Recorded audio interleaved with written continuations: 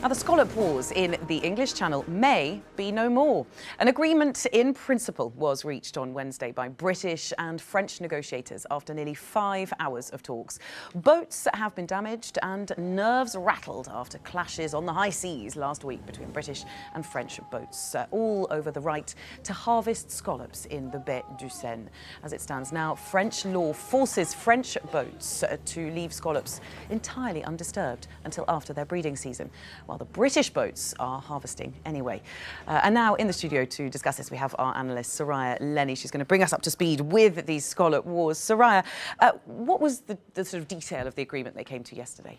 Well, it's an in-principle agreement. It's not the final one. There's still a few more discussions that need to be had. But basically what the two sides, the French and the British, have come up with is an extension of a deal that was already in place, and that would ban and severely restrict the movements of any British boats over 15 metres or British trawlers from entering those waters, specifically, of course, the ones that are disputed near the French coast. But the agreement also extends now to boats that are under 15 metres, so smaller sized scallop hunting boats or trawlers coming from Britain, Scotland and places over there, which in many cases are really just family-run businesses.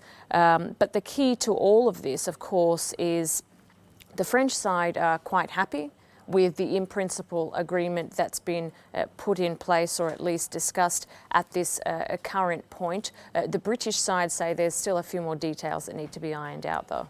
And do you think it'll stick? I mean, are we going to see this going forward? Is it going to hold out?